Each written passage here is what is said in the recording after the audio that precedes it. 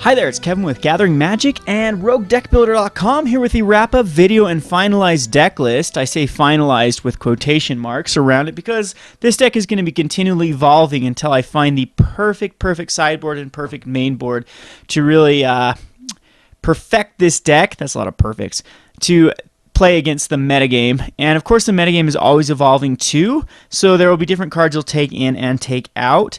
So I think I've shown enough games here, 4 games here, to give you an idea of how well this deck plays against the field. The UW control matchup is actually very good. I was able to test that in the FNM last night as I played against 2 UW control decks, and this deck just completely murdered, pun intended, murdered those decks. Mr. Timerit there, of course, was one of the key cards in that matchup. So I'm really liking this deck. I think it's very viable. There is one major hole to this deck, and that is called red deck wins. I don't think that this deck as is really possible to beat red deck wins. You'd have to, I mean, you're shocking yourself and read for the boning yourself so much that I really don't think that you're going to be able to race a red deck wins. I mean, you could. Theoretically, you could, because you do have a lot of things. Like, if you can go Burning Train, Mysterium, Induced or Hedonist and have 2 blockers for their stuff, then maybe you can stabilize and actually get a combination to where you can Immortal Servitude for the win. But it's, again, if they just bring in the Burning Earths, I mean, that's one major hole that you have against the red deck wins. You do have answers for Burning Earth, though, with Golgari Charm. So it's not like a auto win if they drop a Burning Earth. Sometimes it's just 2 damage, and you can get rid of it with a Golgari Charm. So, and even sometimes it's not even 2 damage. In response to them throwing it out, you can tap your mana, and then you can Golgari Charm it. So it does have answers there. The cool thing about this deck is it does run 4 of Golgari Charms in the sideboard, and I am under the impression that this is one of the best cards in the format right now. So Golgari Charm, it can kill all tokens, -1/-1. That is very good against mono blue, and it can also take out, so it takes out like Judges, Familiars, and their tokens a lot of times. It can be just a blowout against mono blue. This deck doesn't test the greatest versus mono blue. Again, it's kind of a coin flip with you. If you are trying to outrace their over the top, their Master Waves, and sometimes they can even get like an extremely aggressive draw with their Cloudfin Raptors and their Thassa's becoming activated and very big very quickly. And I mean, you do have tons of answers in the sideboard for mono blue, but Golgari Charm, going back to it, has an answer for Master of the Waves. And it also, the coolest thing about this is it's such a U-White control killer, and U-White control is becoming very popular lately because it is an answer for the mono blue and mono black devotion decks. And so anyway, so ignore the all creatures get -1/-1, but it does have some implications against the U-White control when they play Elspeth. One of the games I was able to, he had 6 Elspeth tokens out, and I attacked in because I had an Immortal Servitude in my hand, and I was able to -1/-1 all of his counters, and then instead of tacking into Elspeth, I was able to do some more damage to him, and then go ahead and Dreadbore off the Elspeth anyway. So be able to remove his counters and Dreadbores, and then set up like this Immortal Servitude because I was able to attack in for what I could attack in with, and Golgari Charm, kill off everything, kill off his tokens, the remainder of ones, and then Dreadbore his Elspeth. I don't know the sequence that happened, but I know that I did end up -1/-1ing his Elspeth tokens away, and then was able to just recover from there as I was able to get in for more damage or whatnot. So anyway, back to Golgari Charm's main strengths though against U-White control is Destroy Target Enchantment is nutty versus U-White control because they play 4 of main-boarded detention spheres, and a lot of times what happens, like you saw in some of those games, is Spike Jester gets detention sphere, like double of them get detention sphered, and then or what's even crazier is like the game where I had 3 Burning Train Emissaries under detention sphere. If I were to draw in to a Golgari Charm, destroy the detention sphere, I could ramp up to some crazy mana with like Perforos or Timerit. So if I had a Timerit out, for example, and I Golgari Charm with Burning Tree, that's 6 damage I could then do to his face, and then that's all mana that and then maybe even get them back into the graveyard. So like end of turn, destroy the detention sphere with Burning Tree, sack them all, and then following turn Immortal Servitude, get them all back and sack them again.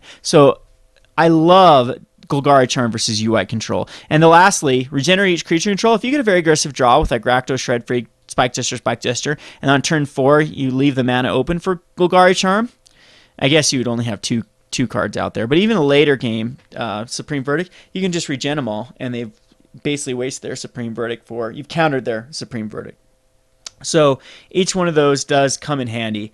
They regenerate the Destroy enchantment and the -1/-1. Speaking of enchantments, this hits Underworld Connections. This hits Whip of Erebos, very important. It hits Detention Sphere, again, very important. Hits Biden of Thassa. It hits Boon Satyr or any other bestow creature. And I'm sure there's some other enchantments. Oh, Chain to the Rocks. That's a very important one that hits as well, the kind of pseudo-detention sphere.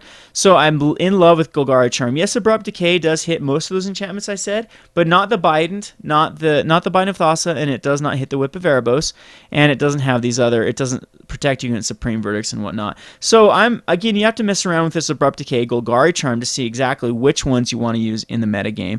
So again, new additions from the videos is Dreadbores. These are great in the format right now with all the Planeswalkers running around. And it is a Desecration Demon killer.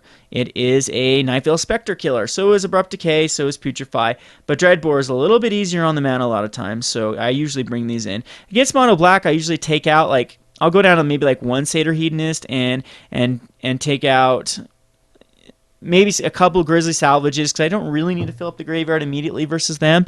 I mean, I'm relying on their removal to kill my creatures for me to make Immortal Servitude better. And the thing is, their removal is usually so bad, beside Farika's Cure, or whatever the dude's name is. Ultimate Price cannot hit Spike Jester, or Rakdos, Shred Freak, or Burning Shore Emissary, or Latlatrol, or Timerit. And Doomblade cannot hit Latlatrol, Pack Rat, Rakdos, Shred Freak, Spike Jester. It can hit the Burning Tree, but who cares? So basically the removal is only good against the Ash Zealot. So, and then Timerit again. So you dodge so much. Against one of the games I had 2 Spike Gestures out. My opponent had 3 removal. He had 2 Ultimate Prices and a Doomblade in his hand that were completely dead, and the Spike Gesture was just boom, boom, boom, boom. And he eventually had to block a Spike Jester with a Nightveil Spectre, and then that just really screwed up his, draw, his next draws if he was trying to get a Grey Merchant out. So don't know how I feel about Pack Rat. He has been cool in a couple games, but some games he's just been completely useless. Same with Latlatrol. Latlatrol is extremely good against the control matchups again. But Detention Sphere is a thing. But he is a... I did one game have 4 creatures on board, a late game Supreme Verdict, and able to regenerate my Latlatrol and still keep getting in there for 2 damage, and eventually put some pressure on him that he has to tap out and allow me to have an Immortal Servitude. So that's the key against UW control, is just wait till they tap out, wait till they decide to drop their Elspeth or their Aetherling or whatever, and then you Immortal Servitude that turn and get everything back and hopefully get in there for the win. So these cards, of course, I think this is a good 3 Temerits and 3 Perforos. Run very good. A new addition was this Underworld Cerberus. I can't remember in the teaser video who suggested that, but definitely this was a good card in testing. One of my opponents, again, the UW, he had the option. He had a Supreme Verdict. He'd already blown like every Detention Sphere. Did not have Azorius Charm in his hand, and the only option was he was at 9 life and an Underworld Cerberus out, so he could either Supreme Verdict that turn, or he could chance it that I didn't draw into like a Spike Jester to do that perfect 9 damage, because there's no way he could block the Underworld Cerberus. He did have, I do believe he had some creatures out. That he had the Sphinx out, I think, and I think he was using a Banisher Priest as well. I don't know how I feel about that in UW control, but there's no way he could have blocked my Cerberus, and so he had the option to either wipe the board, and then I get 7 creatures back from my graveyard, or risk it and hope to top decks into an answer soon. And it was just such great card advantage. He got nothing back from his graveyard. I get 7 back. Usually under almost every scenario against like Mono Black and Esper or UI Control, or even some of the like Mono Blue Devotions, you're gonna have way more creatures in your graveyard than they are, and they're all gonna have a lot of synergy with like Burning Shore Emissary and whatnot. And it's just, if they kill the Underworld Cerberus, it's good news for you. And this guy's it's 5 mana for 6/6 that with a pseudo unblockable like ability. This card is no joke. It's awesome. And a cool thing too is this does protect your graveyard against a Scavenging Ooze. So and any other single target removal spell from your graveyard. So I kind of like it a lot.